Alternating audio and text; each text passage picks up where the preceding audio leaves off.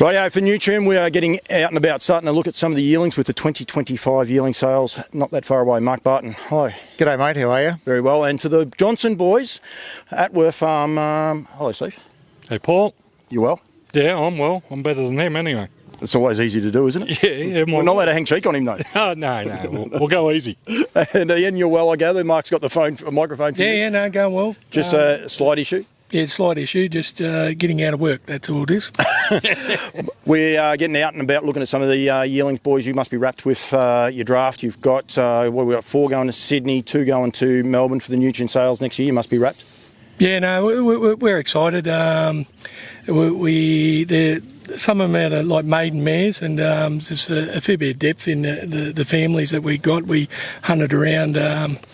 If I can just digress a little bit, when loss of our father, we had a bit of a choice. We were breeding about 6 mares at the time, and so what do we do, like with the farm and that? And we decided to increase and have a real crack at this, and so we went out and sourced some mares, and this is the start of the fruit of those first joinings when they were made, and so coming through now and kicking on. I think we're up to look at like breeding say 15 mares this year, so it's exciting times for this draft and the drafts to continue. It's a bit of a positive sign for New South Wales, but I'm going to say important. We've seen, I guess the finalising of a couple of important studs, with Brooklyn Lodge selling out at the end of last year, the balance of their draft, and I think New South Wales is in good shape as a sport. I think the industry is in good shape here, and there's an opportunity. I think these foals that you're breeding now, it's 2 and 3 years from now where people stand to benefit, and I think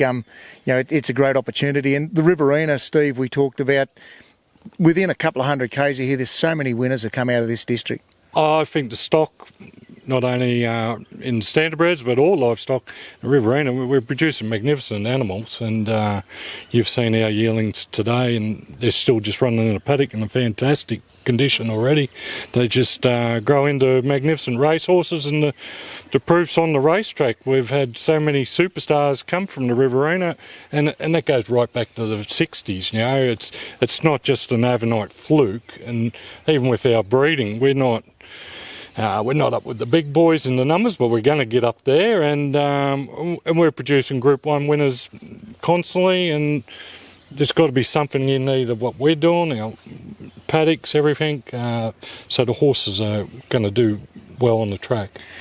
We'll talk about the horses in the catalogue in a moment. Got an exciting drop of foals that we look forward to at the moment. I know Majid is obviously a mare that everyone's aware of, but good news for the stud here in the last couple of weeks. Yeah, my word. Unfortunately, last year we lost her foal, but this year we've got a good-looking little Better's Delight colt that, you can't help but be excited about. He's going to be magnificent, and he'll be at the 26 sales, so be a good opportunity for someone. Talk about these the draft you got this year, Ian. Like with your Sydney draft for a start, you've got a number of different size represented, but some strong pages on the mare line. Yeah, look, definitely. Like we got a King of Swing out of a mare called Weewa, which I think if you look at it through, that's my style's a half sister to Start Dreaming, which if people would know, that's probably one of the hottest families in New Zealand at the present time. That's the Don't Stop Dreaming family. Always dreaming, dreams are free. I think everyone probably aware that top for I think New Zealand sales last year. Colt, the Entain bought, I think it was 340 or 350. 340, I reckon. Yeah.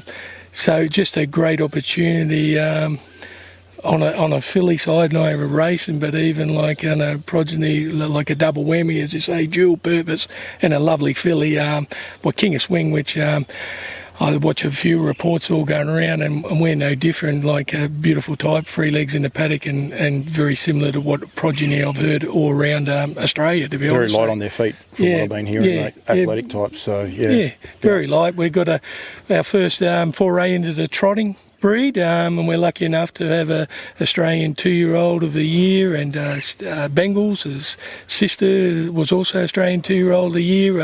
It's got Tomoko Colt, that's exciting.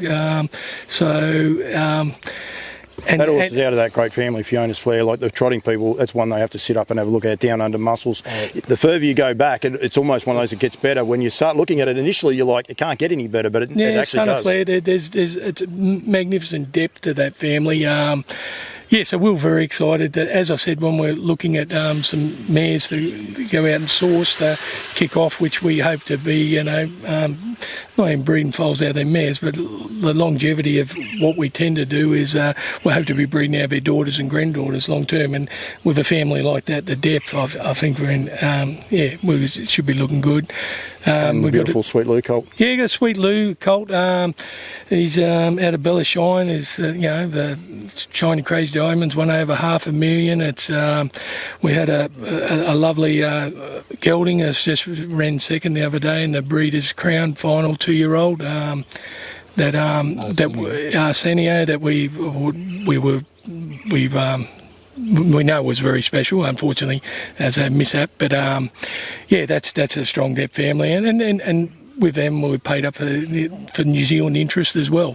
Size stakes. So strong depth there, and then the Melbourne draft is two fillies that we've got Captain Treacherous and also a Down by the Seaside that would be they're New Zealand families.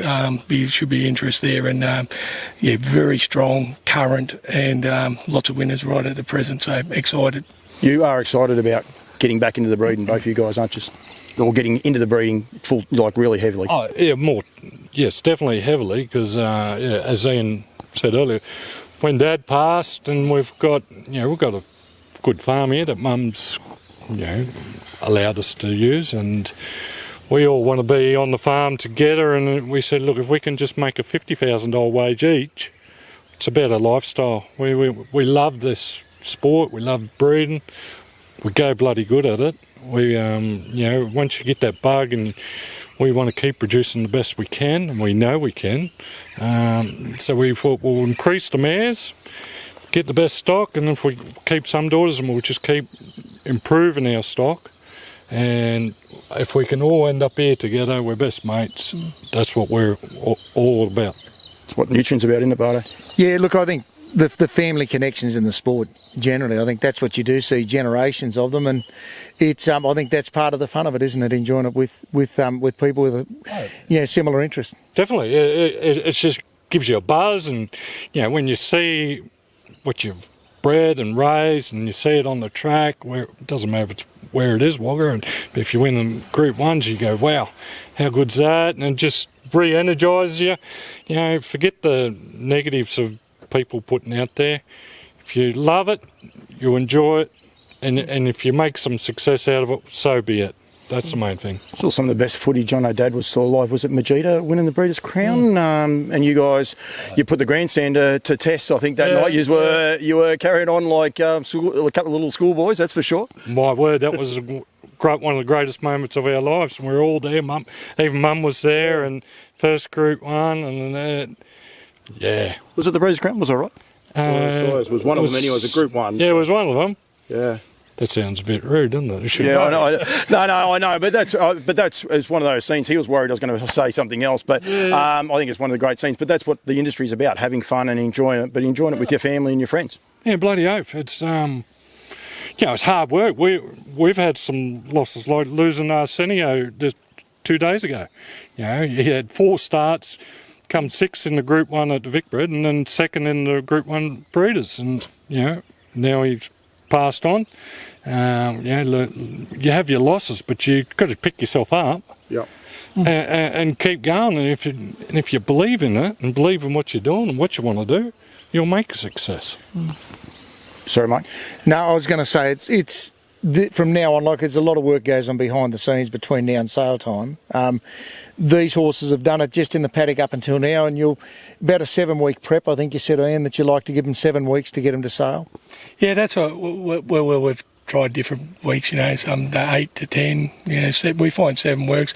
Like a lot of places, these horses have come into the stables and through the walker and just had some education through the thing to make it easier, and now that's why we can confine that to 7 weeks, because a lot of the groundwork's already done, the handling part of it, and they're healthy and good condition coming in, so we just find that works well through time they'll foal to that handling process, so it's easier for them. They know what to expect, and I suppose it's in some ways, it's a bit like getting a horse in that's been broken in. You bring it in each prep, so it's just they build up that confidence in what they're doing, and it's just a lot easier for us. So yeah, but that's what we'll be doing, and just staggered obviously over the 2 sales, the Nutrien. So yeah, it'll be exciting. Mark, we want to make sure people are aware to register, get everything in order. They can do it from now. It'll flow through. It's probably easier now. It's not even the Christmas rush, so we want to make sure people get involved with that. With the catalogue, it's Monday now. This afternoon at 4 o'clock, we actually start the printer. So last weekend's updates will go into the catalogues for Sydney, Brisbane and Melbourne.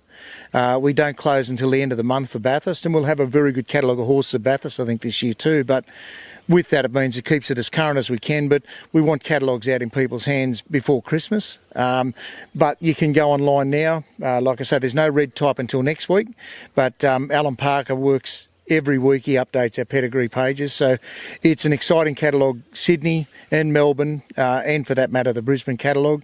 We've got 40 odd in Tasmania this year, and I'd expect we'll get close to 100 horses Bathurst. So it's a busy sales series, but like I say, it's in good shape, and we're really excited. And for us, we're starting to see, that 3rd and 4th foal out of some of the same mares. So we're getting to know more and more what they are and the way these horses are prepped. And like the handlets on these young stock here at Atworthy, they're already a step in front of some of those horses that probably aren't going through a sale program. So it's a great opportunity for potential buyers or the trainers that know that the brand stands for a lot more than just the genetics. There's a lot goes into and behind the scenes. And anyone wants to get in touch, give yourself and Gemma a phone call. I'll have your phone numbers on this post, so they'll be able to access those.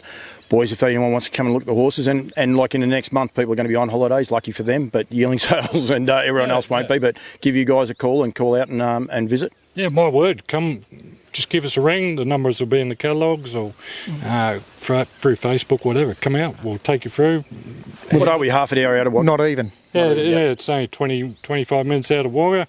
Come down to Wagga. There's plenty of tourist things in Wagga to do, so a few wineries and other stuff, but come have a look at our horses, have a look at them in the paddock. You'll get to really know their temperament and what they look like. If they're in the box, we'll get them out and do whatever you like with them.